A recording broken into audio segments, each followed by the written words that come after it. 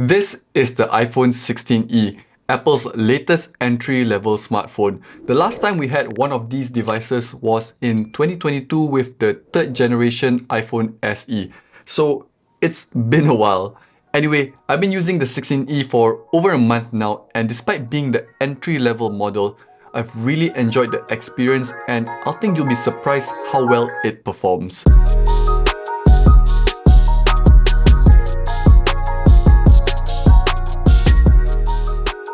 Let's start with some specs. The iPhone 16e is powered by the same A18 SoC found on the iPhone 16 line. The only difference is that it has one less GPU core. Don't worry too much on that because in day-to-day usage, you won't feel much of a difference, if any at all. In fact, you can easily play demanding games such as Asphalt. The game loads up fast, graphics render smoothly, and the phone doesn't even get warm to the touch. The compact size and commendable performance has really made me play more games lately. Another massive advantage of using the A18 SoC is that the iPhone 16e will fully support Apple Intelligence. So you get all the amazing features such as writing tools to help you craft that perfect document and visual intelligence to better understand the objects and places around you, just to name a few. Siri has also seen some massive improvements with the introduction of Apple Intelligence. Another internal component that I want to bring your attention to is the new C1 modem, a first from Apple. Unfortunately, I don't have the tools or expertise to test the C1 modem, but based on reputable reports, it has comparable performance to the Qualcomm modems. Just note that the Apple C1 modem doesn't support millimeter wave 5G,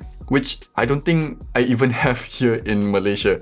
Anyway, what really sets the C1 modem apart is power efficiency. When you pair it with the A18 SoC and the 3582 mAh battery, which is smaller than what's in the iPhone 16 by the way, you get the best battery in any 6.1-inch iPhone. Now let's move on to the outside. At first glance, it resembles the iPhone 14, especially with the exclusion of the dynamic island on the 6.1-inch Super Retina XDR display. Another thing you should know is that the display caps at 60Hz, but for the target market of the iPhone 16e, I think this display gets the job done. Plus, watching content is actually enjoyable thanks to the HDR support. Colors are popping with vibrancy with deeper blacks for a more immersive experience. Some other things worth noting is that there is no camera control button, which I'm totally fine with, but they did include the new customizable action button. So far, I'm okay with the sacrifices Apple had to make for the 16e,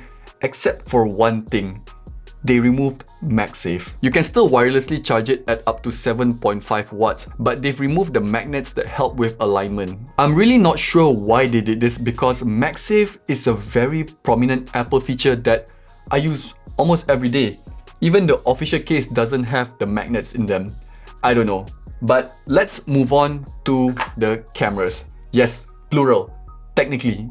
Let me explain. Despite only physically having a single 48 megapixel fusion camera at the back, the iPhone 16e offers two focal lengths. At 26mm, you'll get the full sensor, and at 52mm, you'll be using the middle 12 megapixel portion of the sensor. If I had the choice, I would definitely shoot at 26mm and get the full sensor resolution, but the 2x telephoto camera is not bad either. It's definitely less sharp, but for most people, I think these photos are just fine. With that being said, I did want to test the limits of the iPhone 16e camera. So here's a series of shots that I've taken. They're raw photos taken at 26mm with the Highlight app to remove any processing done by the iPhone. Honestly, I'm quite surprised by the quality of the shots that I managed to capture. This is what you can expect on the entry-level iPhone. In terms of video, it's again not bad, especially if you're stationary, but once you move around, you'll start realizing how important the sensor shift technology is in keeping your shot stable. You might have also realized that because there's only one camera,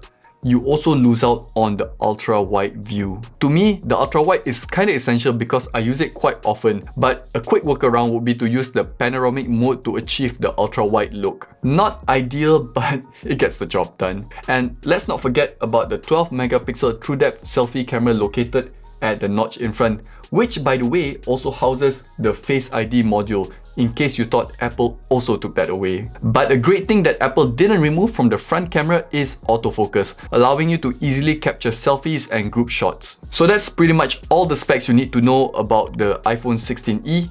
Now let's get into my experience using it. For some reason, the simplicity in terms of the design and features was like a breath of fresh air. The last time I had this feeling was when I swapped to the iPhone 13 mini, but unlike that iPhone, the 16e actually has great performance and excellent battery life. It goes through a whole day without a problem, and this is with me properly using the phone with socials, gaming, and even watching videos. I also managed to take this iPhone with me during my short trip to Hong Kong. We visited this place called the 10,000 Buddhas Monastery, and I managed to capture some awesome pictures from there and a few others from the trip. All these shots were taken at 26mm because that's the full resolution of the 48 megapixel sensor. The 2x telephoto option is nice, but of course it's cropped in from the sensor like I mentioned before. Somehow, just limiting myself to one focal length made it really fun to shoot because you have to put a bit more effort in getting the shot. I guess that's why some professional photographers only shoot with prime lenses. But yeah, after a month of using the 16e, I'm really impressed with this $599 iPhone. Apple could have followed their formula from the past iPhone SE and used an older generation SoC and other inferior components. But instead, they equipped it with the latest SoC and even threw in their newest C1 modem for maximum performance. This iPhone is not for everyone. Heck, even though I've enjoyed using it, it's not for me. I need the extra cameras as a content creator, so the 16 and 16 Pro work out better for me. But for a lot of you, this is the perfect iPhone at a relatively accessible price point.